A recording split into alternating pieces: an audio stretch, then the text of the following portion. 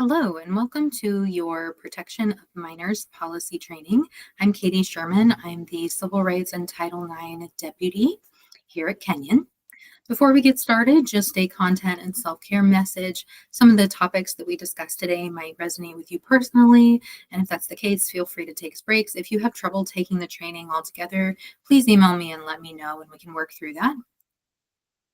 So first of all, we need to start off with some definitions about some things that you need to know. So for the purpose of this policy, it's under the assumption that you are either supervising or participating in a program that means you'll be working with non-students under the age of 18, so minors.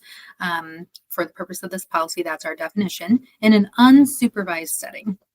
So an unsupervised setting is defined as a circumstance where Kenyon College students, faculty, or staff are alone or in small groups with one of those non-student minors without outside supervision. So for example, if you are going into an elementary school and you're in a classroom and then there's a teacher there, even if you're working in a small group, that is considered a supervised setting.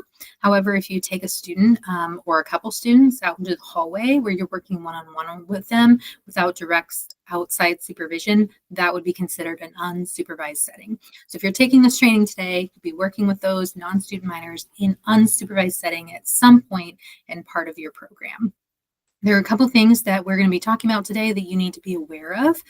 So specifically, we'll talk about abuse of minors, and that can include sexual abuse and basic neglect as well. And those are things that you'll be required to kind of know the signs of and know how to report those things. So you have to do this training annually as long as you're in the program. And you also have to do an annual criminal background check through Human Resources. If you are a current or recently graduated student, you also need to pass a reference check through Student Affairs and the Office for Civil Rights. So this training today satisfies bullet point 1. You'll need to do this every year, or some programs also like to have them in person, and that is fine as well. So your responsibilities as being part of or supervising this program is to be vigilant in protecting the well-being and safety of these minors with whom you interact, whether it's campus or elsewhere. And you also need to watch for signs of abuse and neglect and then report them to either campus safety or the Title IX coordinator. You can also report via our online electronic form that is linked there. It does give you the option to report anonymously. However, if you are reporting on behalf of a minor, you cannot do so anonymously. You must include your name so that we can follow up with you with any questions. So like I said, I'm Katie Sherman. I'm the deputy, and then Kevin Peterson is the college's current Title IX coordinator. We spearhead the Minors on Campus program. And then that is Stevens Hall right there. And we are to the left. If you come down the sidewalk on the left and go in that door, that will take you to our offices if you ever need to come see us in person. This is our non-discrimination statement. So the Office for Civil Rights handles a lot of things other than just minors, abuse, and neglect. It handles all discrimination and harassment based on a protected class. So you might have things that come up that hit multiple of these items, and those would all come through to our office. So what is your actual requirement when it comes to reporting? So I've already talked to you about how to report to the campus directly, but you also want to be aware that if you are participating in a program that is happening on an external property, what requirements do they have of you? Are you working in an elementary school? Is there a teacher or a principal or a specific type of person that you need to go to if you notice signs of abuse and neglect outside of Kenyon College? So that is something that you want to keep in mind as you are working through your program. So here are some of those signs of abuse and neglect: passive emotionalist behavior, fear of going home, malnourishment, poor personal hygiene, a lack of proper clothing for the season. And just because you see some of these things doesn't necessarily mean there's an abusive environment at home, but at least starts the conversation. So if you are worried that maybe you are misinterpreting a situation, never hesitate to come talk to us anyway, and we can talk through that because there may be other reasons why a student would have passive emotionalist behavior. So what do we actually do with a report when it comes in? So it's very situational. It kind of depends. But the first thing, of course, is to take steps to immediately stop further harm to the minor. And then we can determine too if we need to notify JFS, Knox County Sheriff, those sorts of places, and then determine whether or not the guardians or parents need notified. All those things are very situational. And we may investigate as well, or we might participate in an external investigation. Just depends on the situation. But for sure, you would come to us first, and then we would kind of take it from there. So let's say it's not something that you notice, but a student discloses something to you directly. So what are some helpful things that you can do to kind of support them in that moment? So the first thing you want to do is let them know that you're a mandatory reporter and that you need to provide this information to your program supervisor or to the college. Don't become an investigator. So don't ask lots of questions. A lot of times in this instance, they just want to be able to talk to somebody. And so you can say, like, how do you need supported? Is there anything I can do to help? Those sorts of things you can certainly ask. They may not know what they need for help, and that's okay, right? Like that's where we start reporting the situations, and then we'll follow up from there.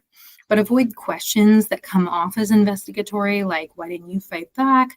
Who were you with? Why didn't you just leave? That sort of stuff comes off very much as victim blaming and can cause the person to shut down. Okay, we already talked about how to report, but I did want to just show you here. This is our electronic form. If you just Google Kenyon College Civil Rights, this is our report and incident form, and it's right on the homepage there. Okay, so let's talk about some best practices when working with minors in general. So maintain the highest standards of professional behavior at all times. And if you can, conduct necessary one-on-one interactions with minors in a public environment where you can be observed and interrupted. Those are the two key things, observed and interrupted. Texting and messaging is best done in groups, and be aware of how your actions and intentions might be perceived and how they could be misinterpreted. So especially in an electronic environment where you don't have nonverbals and things like that, it can be really easy to miscommunicate. So one really small example could be if you're texting in a group message and you want to like one of the comments that is sent, use the thumbs up emoji instead of the heart emoji, because even something that small could be misconstrued as attraction or interest. So encourage positive and supportive language, discourage insulting, demeaning, or ridiculing language, even if it's of like a family member or someone in authority, discourage that. Consider what topics are appropriate for discussion with your mentee. Be aware of physical proximity. And then, of course, if you ever need advice, feel free to talk to your program supervisor or come see us in the Civil Rights Office. Best practices to not do. Don't spend significant time one-on-one in enclosed spaces. Obviously, don't engage in any sexual touching, but also touching in general, be very cautious about. So stick to fist bumps and high fives. Try and stay away from hugs. Some people are not huggy, but also that's a situation that could be very easily misconstrued. If you do need to touch a student, like let's say if you're helping them with handwriting and you need to like move their hand or something like that, ask their permission and then also tell them why. That's best practice if you need to initiate physical contact. Don't give personal gifts to your mentee during the program, and also don't accept them. Other considerations. So what boundaries are you setting for this mentorship? Think about social media, if they offer to friend you or connect with you somehow over media. What are boundaries that you don't want crossed? I'm not a huggy person. I don't want people to hug me. What setting are you going to be meeting in? That could be important. What are you going to do if they initiate physical contact? If you are not comfortable with it, I would highly recommend like stating that super clearly and verbally, just because some people don't pick up on social cues or those nuanced things, either electronically or in person. So as blunt as you can be, even though you might feel like, oh, I might be hurting their feelings, like as blunt as you can be is better. Be kind, of course, but just be very clear. Think about the fact that you're older, you have experience that they don't. How does that affect your mentorship? Maybe think about providing your mentee an out if they feel uncomfortable with you. So even when the program very first begins, say, hey, if I ever do anything to make you feel uncomfortable, this is someone else that you could talk to. Just like provide them an out immediately in case that's ever needed. How are you going to handle stories about their lives that fall out of mandatory reporting? So maybe it's not something that falls under abuse or neglect, but it's still something hard that's happening in their lives. How are you going to respond to that? Just thinking about those things ahead of time can make those conversations go more smoothly. So relationships. So no person involved in this program should be dating a non-student minor. There are situations, of course, where you may be working with high schoolers, and let's say you're a sophomore. And so there's really not much of an age gap, but regardless, it is our policy that we shouldn't be dating in those circumstances. If something is disclosed to you, or if you have to report something, that can be really hard on you. This is tough stuff. And so if you need support for those things, we have options for you. You can always come talk to the Office for Civil Rights. These are our college clergy, Mark and Rachel. You do not have to be part of their faith tradition to talk to them, and they are around during the summer months. And then we do have our Cox Counseling Center for students only, and they are only available during the school year, but they are there to be able to talk through some of these things as well. All right, and just as a reminder, this is Kevin and I, and this is where we are located. And this concludes your training for the protection of minors policy. So good luck with your program this year.